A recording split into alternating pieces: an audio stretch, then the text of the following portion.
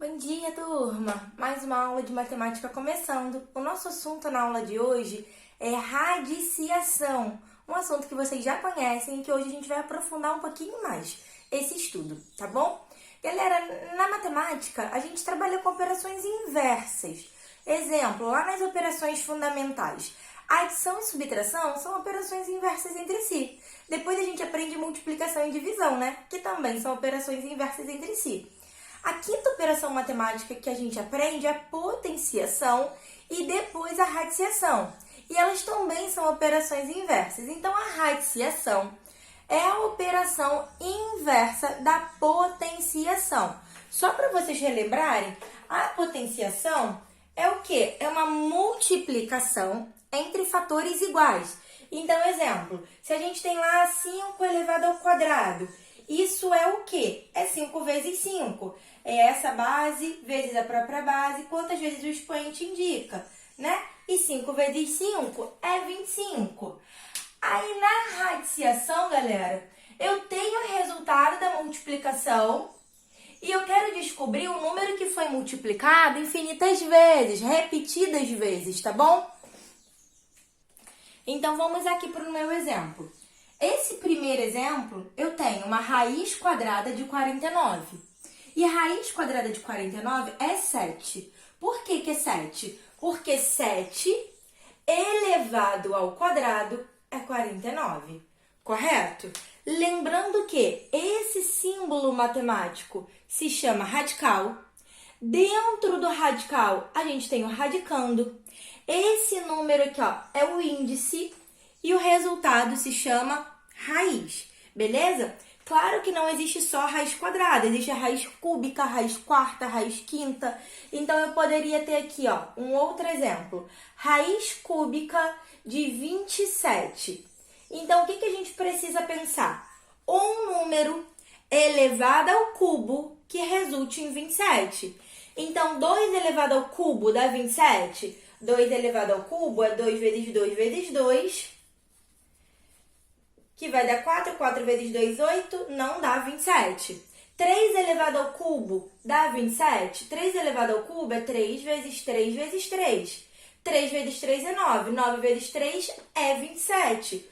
Ou seja, raiz cúbica de 27 é 3. Beleza, gente? Porque 3 elevado ao cubo é 27. Aí você pode estar falando, professora, isso eu já sei. Então, vamos lá aprender mais um pouquinho. Próximo exemplo, turma, o nosso radicando tá na forma de fração.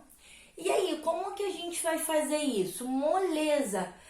Na forma de fração, basta a gente extrair a raiz do numerador e do denominador separadamente. Então, aqui, eu tenho uma raiz quadrada, porque quando eu não tenho índice, quando não tem índice indicado, é sempre índice 2.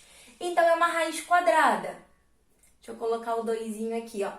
De 25, 36 avos. Raiz quadrada de 25 é 5, porque a gente já sabe que 5 vezes 5 é 25.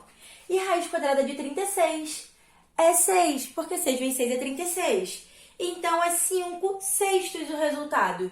Só isso, moleza. Meu segundo exemplo, o meu radicando é um número decimal. Então, a gente vai fazer o quê? A gente vai transformar esse radicando em uma fração para depois poder descobrir aí essa raiz. Então, se eu tenho, vou pegar aqui a caneta vermelha, 2 casas decimais, o meu denominador equivale a 100, 2 zeros no denominador. Então, esse número, 0,25, que a gente lê 25 centésimos, ele é 25 sobre 100, ok? Esse número equivale a essa fração. 2 casas após a vírgula, 2 zeros no denominador. Vamos colocar aqui o radical, né, gente? Ó. Então, raiz quadrada de 25 centésimos. Raiz quadrada de 25, a gente já sabe que é 5. Raiz quadrada de 100 é 10, molezinha, né? Então, o resultado é 5 décimos. Eu posso deixar o resultado assim, em forma de fração, ou eu posso dividir. 5 décimos também pode ser representado dessa forma. 1 zero no denominador é uma casa após a vírgula. Beleza, gente? Meu terceiro exemplo. A gente lê esse número, ó, raiz quadrada de 64 décimos de milésimos. Então, vamos lá. Nós temos aqui, ó, 1, 2, 3, 4 casas após a vírgula. Então, isso equivale a 64, 4 zeros sobre 10.000 dentro do radical, correto? Raiz quadrada de 64 é 8. Por que é 8, turma? Porque 8 vezes 8 é 64. E raiz quadrada de 10.000? Deixa eu dar uma dica aqui que ajuda pra caramba. Quando a gente tem algum número assim, potência de 10, 10, 100, 10.000, a quantidade de zeros, isso só vale para a quantidade de zeros par, tá bom? Dentro do radicando, a raiz é sempre a metade de zeros. Então, se eu tenho 2 zeros, a raiz é um zero só. Se eu tenho 4 zeros, a raiz são 2 zeros, tá bom? Sempre a metade. Então, 10.000 aqui vai ser 100. Show de bola? Porque 100 vezes 100 é 10.000. Então, 8 centésimos é o resultado, que pode ser representado dessa forma ou dessa forma aqui, ó, 0,08. Porque 2 zeros no denominador equivale a 2 casas após a vírgula, ok? Então, ó, essa é a raiz, esse é a raiz, esse é a raiz, tá bom? Até aqui alguma dúvida, galera? Escreve lá pra mim, tá bom? Vamos ver agora outros exemplos. Turma, agora a gente vai ver o cálculo de raízes com números maiores, tá bom? Então, vamos lá. Eu tenho aqui, ó, meu primeiro exemplo, raiz cúbica de 125.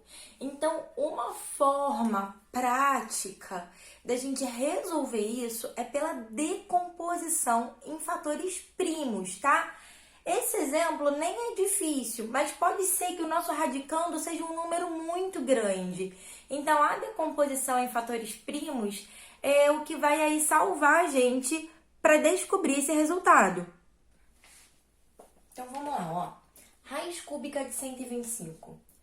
125, ok? Fazendo lá a decomposição ou fatoração. Não é divisível por 2, porque não é par. Não é divisível por 3, porque a soma dos dígitos, ó, dá 8, beleza?